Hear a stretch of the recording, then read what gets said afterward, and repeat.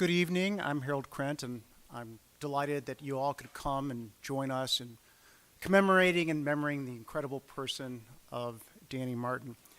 Thank you again for all the family who was here. It makes it special for us. And I knew Danny really from my first moments at school. We served on professionalism panels together. I knew him as an adjunct, as a mainstay of the trial ad tournament.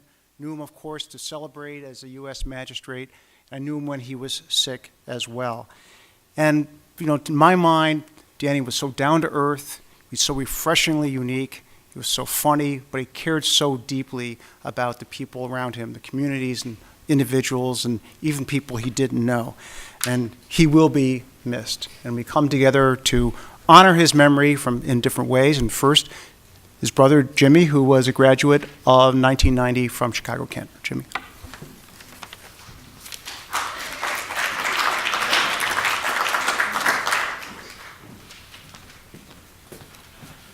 All right, I found out 2 minutes ago I was going to be the first speaker, which is probably good for everyone. I didn't have a chance to prepare something and go on for like an hour. So let me say this. On behalf of Danny's family, we want to thank everyone here, Chicago, Kent, all the wonderful people who Danny has met there and who touched his life throughout all of his experiences. We want to thank them for inviting us here and honoring our Danny today. I know how important Chicago Kent College of Law was to Danny because he really wanted to be a lawyer, and when he got in, he worked as hard as he could, and he got his degree. And he didn't just do that, as you know. He went on to have a career with the federal defenders, and then he was a federal magistrate. In addition to that, he joined the trial ad team. He made the trial ad team. He tried out for it, and then he went on to teach it. And I can tell you that meant a lot to him. He loved being a federal defender. He loved being a judge, but he really loved the trial ad team. He loved being on it, and he loved teaching it. He loved all the young students he met, all the friends he made, Rich Kling, Dave Erickson. I can't tell you guys how much being part of that meant to him throughout his career as a lawyer.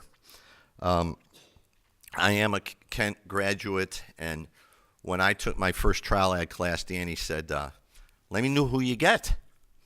And I came home and gave him a call, and I said, yeah, I got a guy named Dave Erickson, Professor Dave Erickson. He goes, oh, my God. So you're going to love that guy. He goes, a little tough. He's a little tough. Be prepared. I think you can handle it. I'm like, all right. So we had done a couple of lead-in cross-examination sessions in his class, and then that led to a big trial. And, when you're a student, it's like the trial of the century. It's not just an exercise. You feel like a real lawyer for the first time. And I got up there, and I was nervous, and I was trying to do things very carefully. And Dave had gotten to know me, and he knew that I was a little streetier than I was coming off during this trial. And he stopped in the middle of it, and he said, hey, Martin. He said, no. He said, remember, you're a plow horse, not a thoroughbred. And for a minute, I kind of stopped, and I had to mull that over. Is that an insult? Is that a compliment? No. I know who I am. I am a plow horse. And so he changed the whole direction of how I proceeded in that trial. And I think what he was trying to tell me, which I needed to hear at that point, is be yourself. Be yourself. Don't be scripted. And that was very, very beneficial. And so Dave and everybody else on the team, everybody in the program, they do a lot with the trial ed program. And again, I didn't plan anything. Thank you very much, and God bless.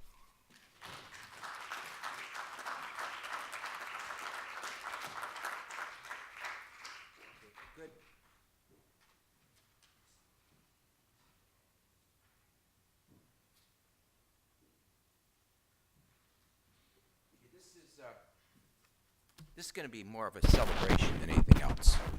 Because if you know Danny, that's what this should be. It should be a celebration. It should be good memories. It should be fun. It should be laughs. It should be where are we going later. That's Danny. And so everything you see up there that's coming along, every one of those pictures is meant to be a celebration. I don't want this to get maudlin about the whole thing. There's been enough of that lately. The next, really, I mean it. Next person coming up here is Judge Demetrius Gitaris, and it's kind of a unique thing having Demetrius come up here. The two of them walked into the first day of, I don't know if it was torts or contracts or whatever the heck it was, at the old school over there on Wacker. They looked at each other. They didn't know each other. They both walked to the back row. Oops. They both sat down in the back row. Oops. And then they stayed there for the next 3 years in the back row together. Then they went on the trial team together. Then they became partners on the trial team together. Then they both got married. Then they both got divorced. Demetrius, more than once. They both had children. They both taught trial ad. And they both became judges. And what's the chances of that happening to the person sitting next to you on your first day of law school? And you stay together as friends for 35 years. So, Judge Gitaris, let's hear it.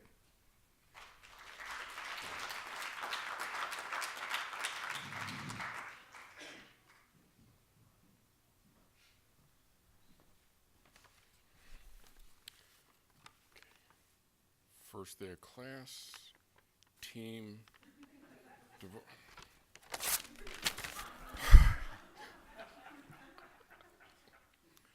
Dean, Dave, all these familiar faces out there. Old friends mean much more to me than new friends, because they see where you are and they know where you've been. It was a warm, sunny, late summer morning. Time for a new beginning. At least the first chapter of a brand new career. We looked around and saw so many new faces. Where did they come from? More importantly, where were they going to go? Slowly we mixed and matched. And in the first week, there was a guy who was all personality. Black hair, freckles, a black t-shirt, Neil Young fan, a South Side Irish guy. Now take a minute, imagine that, in Chicago, a guy from the South Side and Irish. Shocking. Eventually, we all kind of got to our places in law school life. And you looked around and you thought, would the old adage be true? Those who get A's taught, those who got B's became judges, and those who got C's made money. Who cares? Danny Martin was my friend, and by our third year, he was my trial team partner. We took as many Sodaro classes as we possibly could because we liked him. And Danny and I met 37 years ago. And as I reflect and I think about it, it's just like it was 37 years ago. And Dave was right. We were there, we were together, and we shared a lot of experiences. We became friends. I miss Danny. Danny the man. I'm not going to be here to talk to you about a student, an attorney, a judge. I'm talking to you about Danny Martin, the man. Because that's who I miss. He's not Daniel G. Martin, the Honorable Daniel G. Martin. No, he's Danny. And when Dave and I would talk, he was one of those people that you just mentioned the first name. He wasn't Dan, he wasn't Daniel, he wasn't Judge Martin. He was, hey, I talked to Danny today. How's he doing? Notice the Chicago East kind of drifts in when you talk about things like that. Danny was, and if there are any millennials here, I'm not sure, you may need a definition, but Danny was a regular guy. A Sinatra-esque character. His word was a binding contract. He was there for the good times and, more importantly, the tough ones. We talked. We bitched. We commiserated. We endured. We celebrated. And we were there for each other. Be it talking about classes, our women, our careers, our health, or our greatest pride, our kids. But one of the things that made Danny so special was if you knew him for 30 years or you knew him for 30 minutes, he was there to pump you up and he was there to be your biggest fan. You left him feeling better than when you first walked up to him and started that conversation with him. To know Danny was to know his appreciation for boxing. And we can all learn from him regarding endurance, drive, and how to keep answering the bell. For Danny was truly a fighter. It was never more evident than his final fight. Let us never forget that about him. So don't be sad because, well, so many of us were touched by him. We were enriched by knowing him. You can be sad, you can mourn him, mourn the fact that he's not here, but take a moment, but only a moment, just a moment, to feel sad. Because the people that should really feel sad are the ones that never met Danny Martin. Because Danny was different. Danny was special. Think of him fondly. Let him live in all of us. Because as long as we speak of him, as long as we remember him, he still lives, albeit in our memories. So pay it forward and be the kind of man Danny was. A friend, a fan, the guy that had the right thing to say at the right time and stood by you for the good times and eased the pain of the bad ones. Danny Martin, may his memory be eternal. Because I think we're all better people for having known him. To Danny.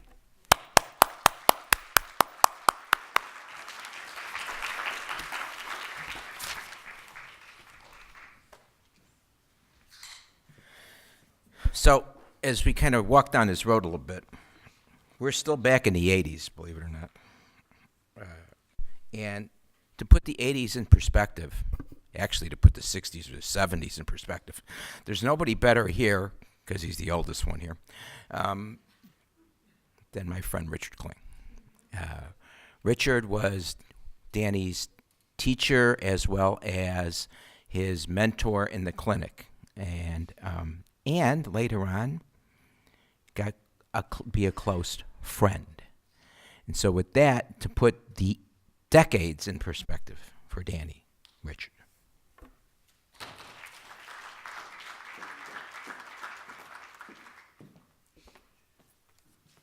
Danny was one of my first students here at Chicago Kent. And when he was inducted into the federal system as a magistrate judge, I spoke a little bit in his behalf, as does David. And from Danny, because you have to know Danny's sense of humor. Danny's sense of humor was absolutely extraordinary. And this is a line from Danny, but it's a true reflection of our relationship. He tried a homicide case with me shortly after he was here as a 7-11 student. He did a phenomenal job. He cross-examined. I allowed him to cross-examine a homicide detective, and that was one of the high points of his career. And I can assure you, as a result of his phenomenal cross-examination, our client gets out in another 10, 15 years. Danny was wonderful. Danny was absolutely wonderful. One of the joys you're going to have in a few minutes is I spent the weekend going through clips of Danny. In 2005, he did a roast for me, as a matter of fact. And so you're going to have a chance to see the Danny Martin that we all know, the absolutely hysterical Danny Martin. I'm going to give you a 5-minute clip. Let me just tell you about the past year or so. There's not a time that I would be at the federal building that I didn't stop in his chambers. And of course, I would immediately be subjected to his daughters. He would go over and over and over. Every picture in his chamber, I knew the background of every picture because his daughters were so important to him. And the law. And we would talk the law. And he always welcomed my students that I would bring down to see him in chambers and always treat them as if he was lifelong friends, even though he just met him a few moments ago. I'll tell you one thing about Danny, and then I'm going to let you view the clip. I remember vividly being in his courtroom, and again, I would try to stop by his courtroom with my students because they could benefit from his knowledge, his expertise, as well as his sense of humor. And there were two lawyers bickering over a rule something in a civil case. It's a 13 minutes, no, it was an NB5, no, it was a 3, etc. Danny finally stood up on the bench, his robes in the background with the wind, and he said, I am going to quote for you a famous jurist which will help you settle this case. Nick Jagger, you can't always get what you want, now go back there and get what you need. And they went back, and 10 minutes later, they came out with a settlement. He was phenomenal with everybody. And with that, if you would roll the clip. This is 2005. Richard. We go way back, don't we, buddy? Way back. Way back. How many of you kids remember Mark Kadish? You know, I have been teaching some trial ad at this school, and every now and then a student will, commit a huge evidentiary gaffe, which will bring on the inevitable question, who the fuck did you have for evidence? With the inevitable answer, Kling.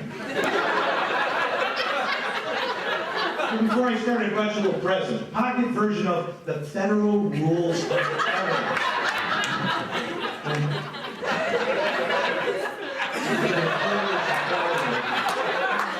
And Rich, there's a lot of numbers in here besides 403. Why don't you teach them if you want? Because it's more prejudicial than probative. That's what Professor Kling taught us. You taught a whole semester on fucking 403.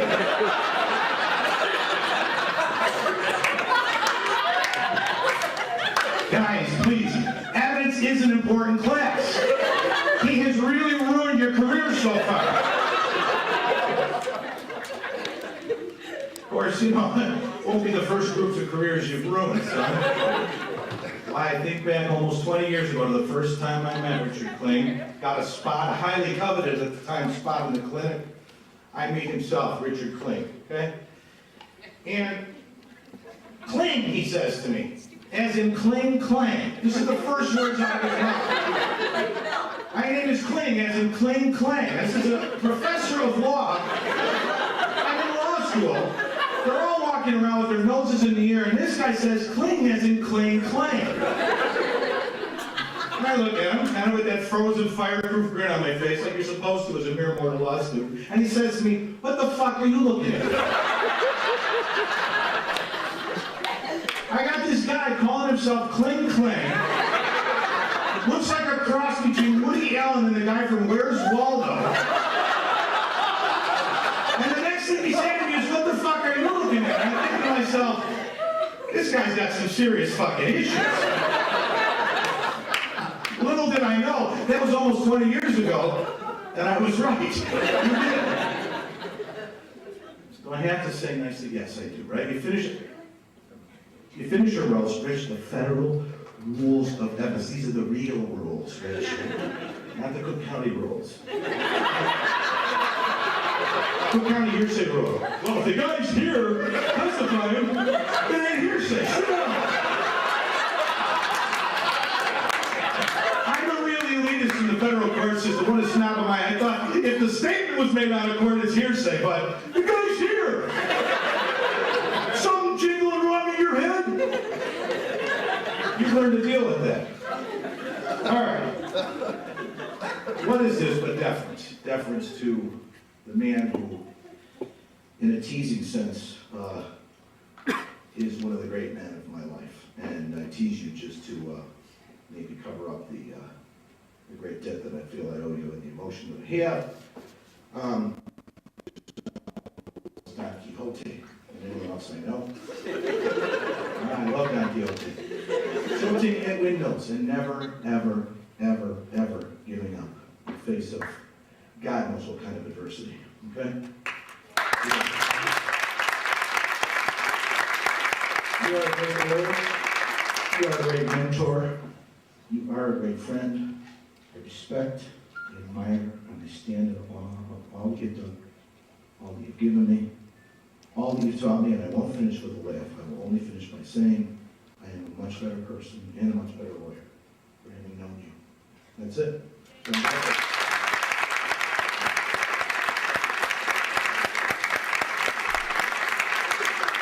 I loved Danny Martin shortly after we met. I loved him throughout his career. I love him today, and I will always love him.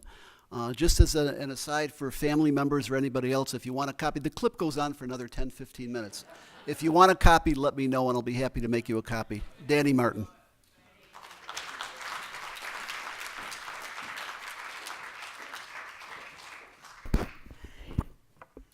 The career here was always tied to, as it went on, teaching and trial advocacy, but Danny, as you know, would put together little groups.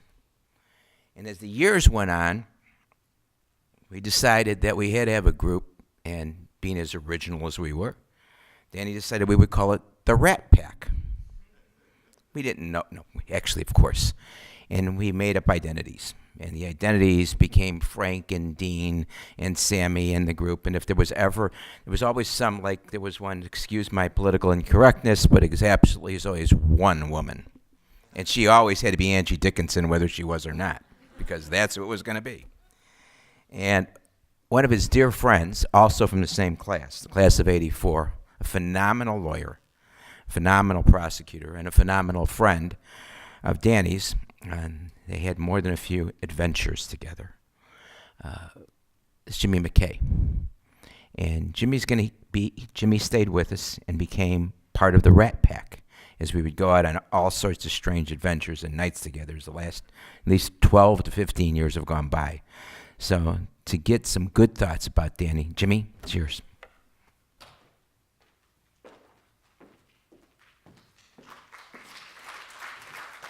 Stop. First of all, it's an honor. It's a pleasure to be here to talk about one of my best friends. First and foremost, my heart and my prayers and my condolences go out to Danny's family.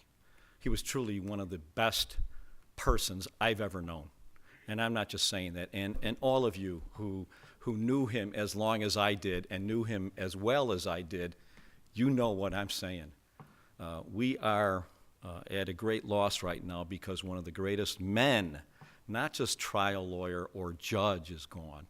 One of the greatest men to come out of this school, this community, is gone. You know, I didn't know Danny Martin when he was a great trial lawyer. I didn't meet him when he was a great trial lawyer. I didn't know him when he was a great judge. I knew him when we were nothing but punk law students here, okay? After the first year, we realized we didn't know anything, and we hadn't accomplished a thing. But by the second year, he and I had the great fortune of taking Trial Advocacy 1 with a young Dave Erickson.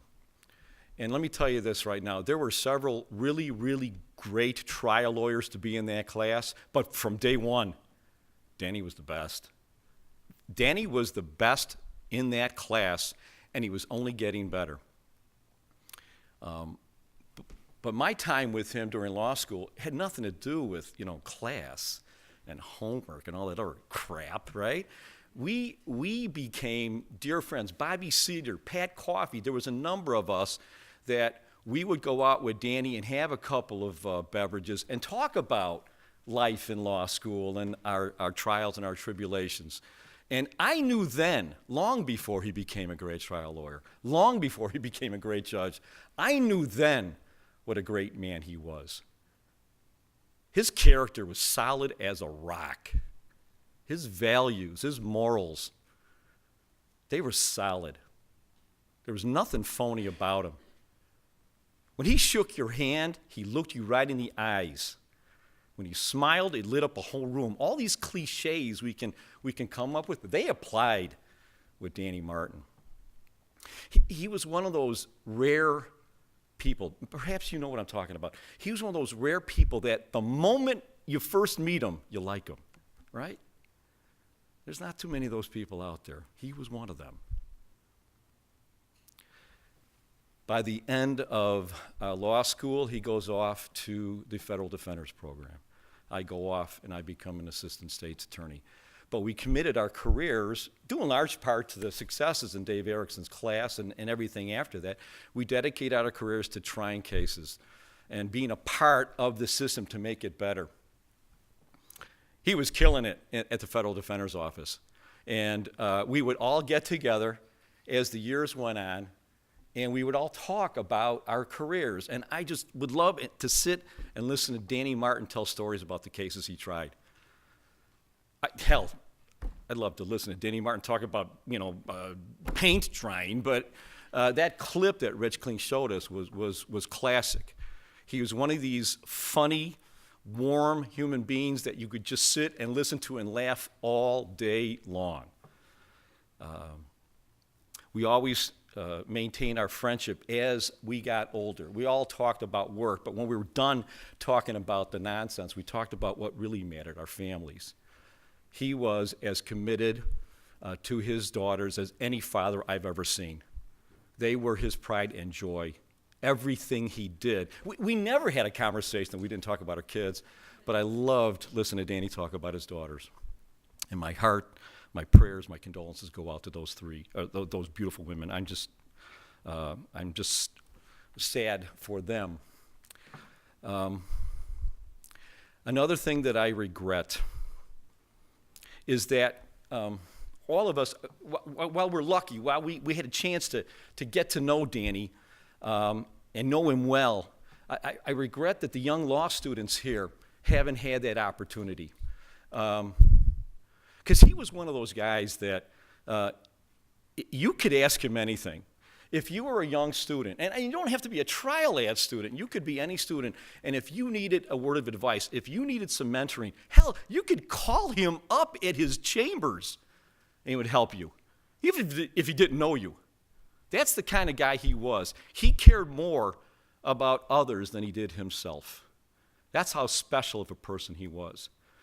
I wish the law students of today had the opportunity that I had. I wish they had more time with him, to learn from him, to laugh with him, to be not just a better lawyer because of him, but also to be a better human being.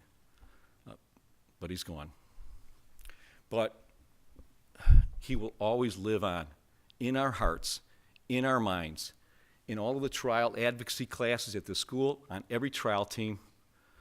Danny Martin will always live on. Yes, we are sad. But I am very, very lucky to have known him. I miss him every day. But he's still here. Thank you, everybody.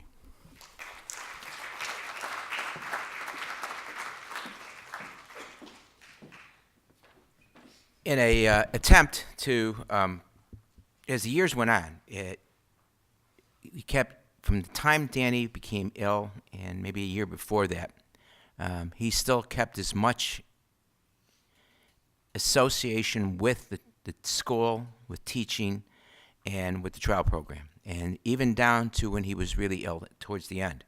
We'd have Danny in, and for every intensive class, and Danny would do a cross-examination lecture, or he'd come in and do an opening statement lecture, or the last time was just this past August in the summer when he was coming back, and I know dear Mary came with him, and he just, Anna said to me, what are we going to have him talk about? And I said, whatever he wants. Just have Danny there. And he did, and he got up, and it was more of Danny on life than it was anything else. And it was really, really amazing for that last group. And the intensive course were kind of special because he taught so many of them. And so for like 30 years of my life, 30 winters and 30 summers, it was the Danny and Dave show in the morning. Because we lived 4 blocks apart. I'd pick them up, we'd drive down, and we would do stupid stuff.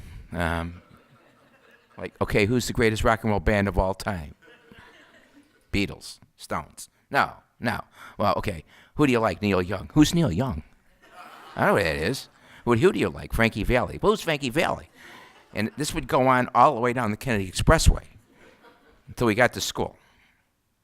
So, but there have been ones, not as young as the ones today, but classes that he was still able to be a part of. So I asked somebody here to speak, Heather Waddell, who became close to Danny, class of 2012. She's the youngest lawyer here out. He has her own firm now, criminal defense firm, and Danny was a mentor to her. So Heather, come on, sweetie.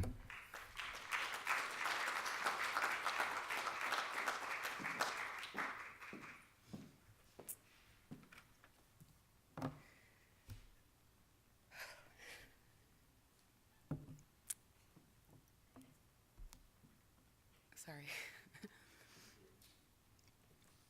Danny Martin, to me, was more than a mentor. He was a very dear kindred spirit, is the way he liked to describe it. I met him my second year of law school. It was my first year on the trial team, and he came in. I won't repeat my same thing I did. We had a dinner the other night, but he came in to essentially judge one of our final trials before going off to the main competition, and he was there to just sing our praises, to pump us up. And it was like everybody else that just came up to speak. He walked in the room, and the whole room lit up. And you said, this guy just, I feel okay. And then at the end, he gave you comments. He gave us comments, and he said, you guys, oh my gosh, you guys are gonna make it. You're gonna go all the way to the top. You're gonna win regionals. You're gonna go to nationals. You're gonna do it. You're better than everybody that's been practicing for 30 years. You're gonna make it. And because he said that, we felt that we could. We believed it truly. Because when Danny spoke, even in hyperbole like that, he wasn't blowing smoke. He was being very sincere. And it was always enough to give you that extra boost of confidence to take you to the next level that you needed to go. And one of the very first things he did say to me was that my ability to command the room when I did my opening statement, he was like, everybody is going to hang on every word you say. So be careful, because that's a big responsibility. But it also means that you have a very bright light within you. But be careful for that too, because people will take advantage sometimes. Not everyone is worthy of your light. But Danny always was worthy, certainly of mine. Again, as a few other people have said, he was there not just for your good times to celebrate the successes with you and the joys in your life, but also for the hard times. I was going through a particularly difficult breakup about 1.5 years ago, and I think Danny heard from Judge or from someone else, and he called me. And I said, Danny, don't worry about me. Worry about yourself. You're going through something right now, and all I care about is you. I care about if you're healthy. Let's get you strong, Danny. And he said, no. We'll talk about me later. What you're going through right now is not any less than what I am or somebody else is, because what you're feeling is real. And what you're feeling is true. And if I could take my heart out of my chest and give it to you, I would. He was in the middle of chemo, and he was willing to do that. But he said, I can't give you my heart, but take some of my light for right now so you can reignite some of yours. And that was Danny, lighting up everyone around him. To be around Danny Martin was to feel warm, was to feel safe, was to feel loved. I know probably a lot of people would walk into a room, sometimes he would do this thing where he'd put his hand under his chest like this. Oh, be still, my heart. And you felt it. Again, you lit up because he lit up. He just, again, made you feel like everything was going to be okay, even when things were kind of falling apart.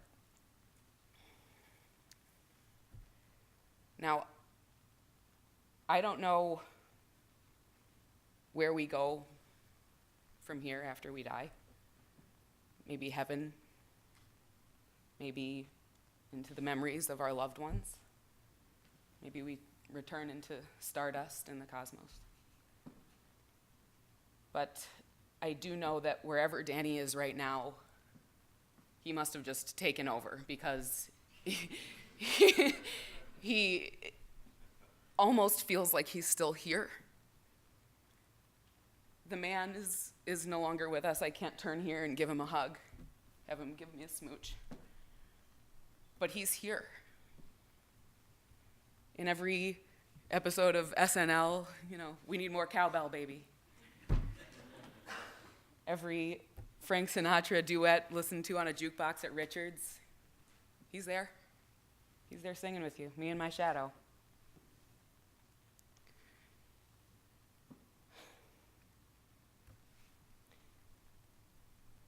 So yeah, I, again, don't have much more to add to what everybody else has already said.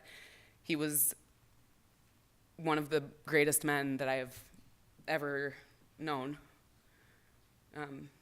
He was one of those people that I often felt like you've known them over other lifetimes, that maybe we were married once, maybe we were twins once, maybe he was my dad once, I don't know. But we were connected in such a way that it was a beautiful, beautiful thing, and to have his light kind of go out was a lot, and it was very hard, I know, for so many people. But we do still have it with us, and that's very important, that fire, that fighting spirit is still in everybody who ever knew Danny. And I just can't imagine, again, the people who never got a chance to meet him or to get any advice from him or hear any of his stories, because I know in just the 8 years that I had with Danny, that's a quarter of my life, a smaller fraction of his, but I am eternally grateful for the people and circumstances that led me to Danny. And to quote Carl Sagan, it's one of my favorites, I'm grateful that in the vastness of space and immensity of time, I got to share a planet and an epic with Danny Martin.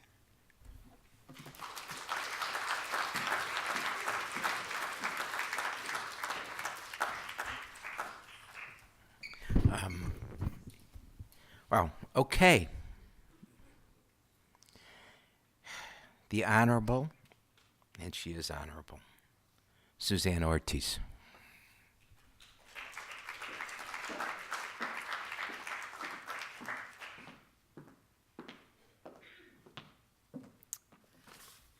To the Martin family and Mary and Jimmy, thank you for sharing him with us. Thank you for bringing him here. We're all better for having known him. 20 years ago, I walked into a session of intensive trial ad. It was freezing. The wind was whistling through the windows in this building. And it was David and Fitz and Tom Burnham, and I think it was Marcy, and then there was Danny. And there was something different about him. I think he had a big coat on, if I remember, for some reason, almost like an army jacket or something like that. And you immediately sort of knew after they spoke who fell where on the spectrum. And he fell on the end of the spectrum that wanted to represent the underdog. And I identified with that immediately. He was an amazing teacher. He did nothing but inspire you. He never tore you down. The beautiful tribute that you all gave him last week at the Union League Club was so amazing. Some of those photos of him, he could have been a movie star. Those 70s photos with that hair and that look, he could have been a movie star. He had a charm that was amazing. I had the privilege of meeting your dad once, and I knew immediately where Danny got his charm from. I did. Anybody remember seeing Danny with he had a walk with his overcoat, and if you saw him a block away, you knew it was Danny coming. You knew that it was him. And I would love if I were walking up to or in or out of the school, I would see that silhouette coming down the street, and your heart was just like, it's Danny, it's Danny. You knew something good was going to happen. He's going to live on forever in this school through all of us, through the teachers who are going to take over Trial Ad, who had him as a teacher. His name is literally on the wall of judges up in the corner for those of you who haven't seen it. He is always going to be a part of this building.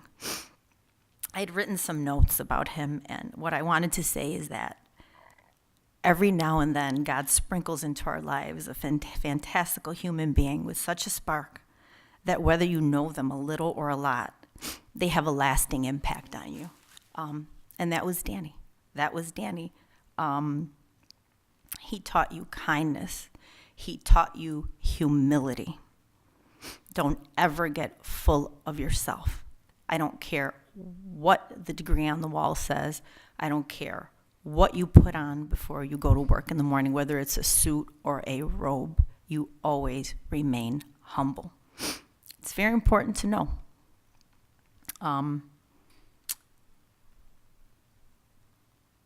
He taught you to always lead from the beating in your chest, even if it wasn't the popular thing to do. That's what I take away from having known Danny. He was a teacher. He was a mentor. He was a fellow Klingon, for those of you who know what that means. He was a colleague, and I was blessed and fortunate enough that he was the guy who, after a 16-year whirlwind courtship, married Richard and I. And I looked at our marriage certificate this morning, and I looked at his signature on it, and it makes me happy. He was very important in the clinic here. And Richard, over the years, has lots of students, but some of the male ones in particular sort of become his disciples. And there were probably 5 to 8 favorites, but Danny was the one he loved the most, hands down. I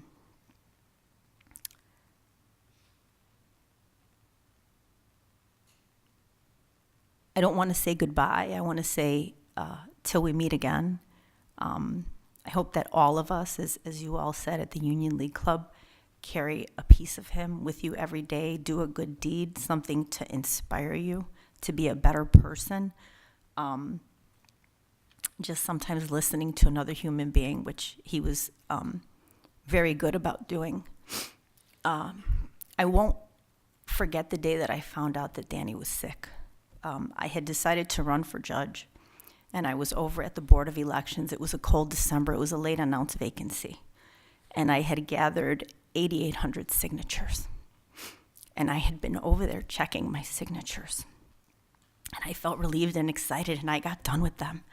And we came back to the law school. And I think David was sitting in the lobby, and maybe Danny had just left, or we had just gotten the news. And we were devastated. And I remember on the ride home with Richard, I said I would throw all of these in the garbage right now if that weren't true.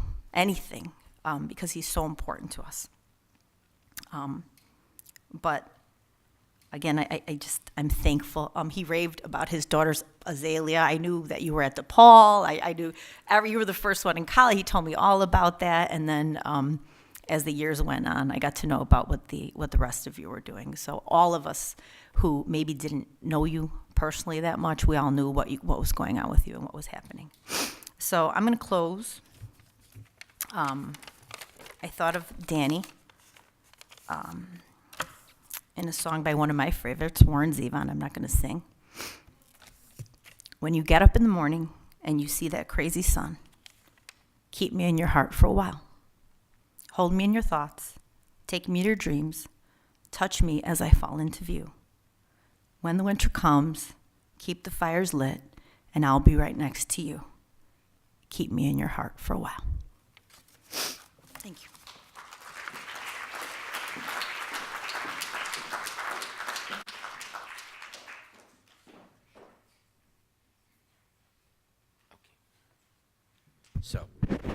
how about, before we close anything, because as Danny knows, I always get rebuttal. That's a joke, guys. Would anyone like to come up, and we'll do an open mic if anyone would like to come up and say something? You don't have to. There's no must. If there's anyone that'd like to share. Okay, with that, I'll tell you what. I did it kind of different. I'd gone for Danny for about ever because we had a lot of misadventures. So maybe the easiest thing for me to do is just describe him in short phrases, which is somehow that's kind of the way I talk. He was Southside Irish. I was Northside Italian. I became a prosecutor. He became a defense lawyer. But no matter how he fooled most of you, we were the same guy. If you want to see my Danny, go over to Durkin's and Halstead, look up on the wall over the bar, and there's the real Mayor Daley. Not my boss, the other Mayor Daley. The real Mayor Daley leading the St. Patrick's Day parade, down State Street. And he's got the sash on, and all the politicians are walking, and there's some crazy kid with a beard right behind the mayor going. That photograph is up on the wall in Durkin. So the next time you walk in there, and it's the whole wall. You make sure you look up and give Danny a toast. Yeah, it was 84. It was a trial team when I met him. But we were more always friends than any other kind of relationship. We had Frank Sinatra for our whole lives in common.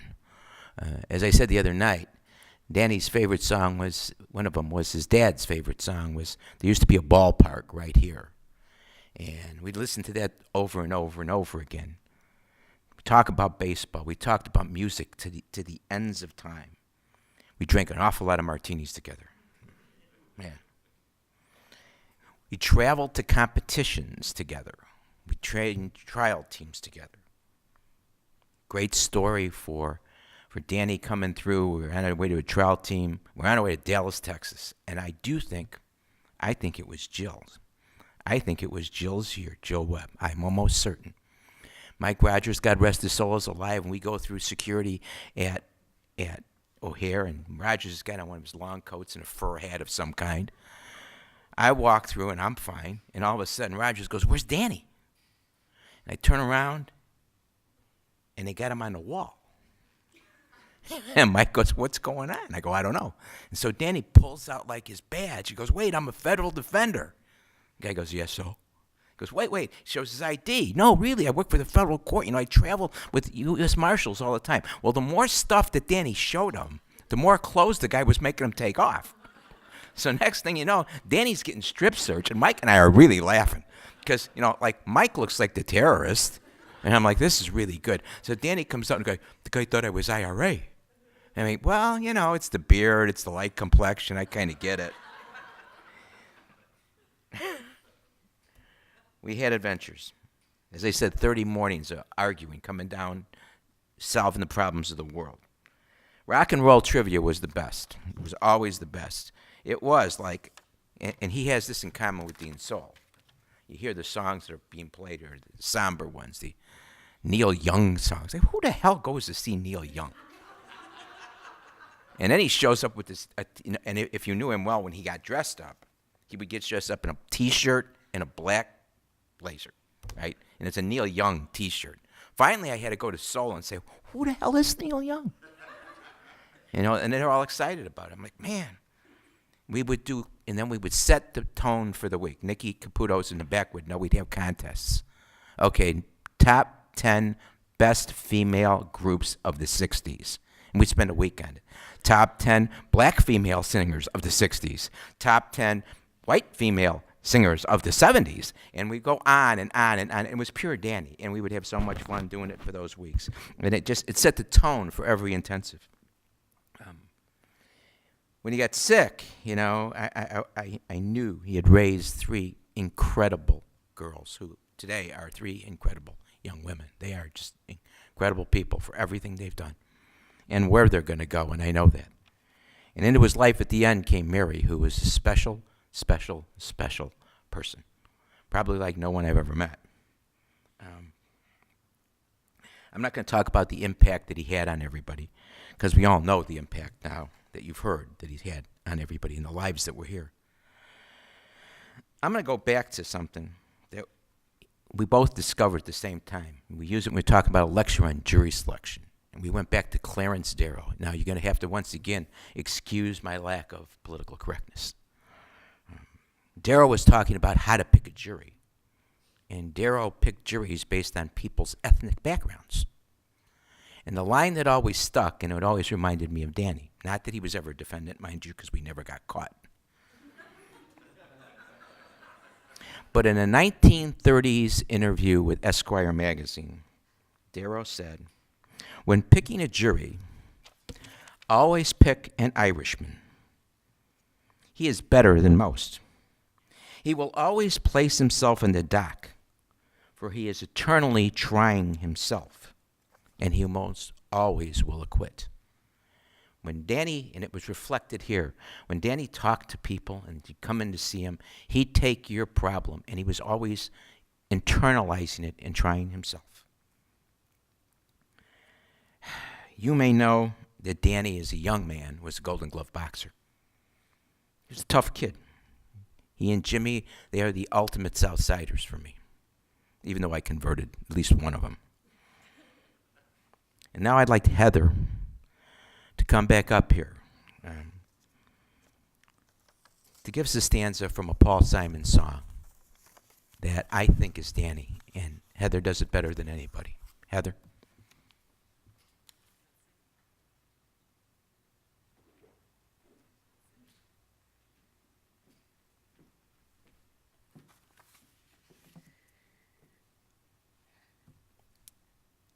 In the clearing stands a boxer and a fighter by his trade, and he carries the reminder of every glove that laid him down or cut him till he cried out in his anger and his shame, I am leaving,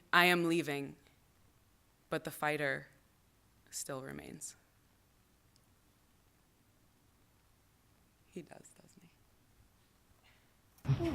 You gonna peck and poke? I'm pecking and poking, pour water on Joe smoking. This might shock and amaze you, but I'm gonna retire Joe Frazier. Frazier's mine. That's it. Good job, my man.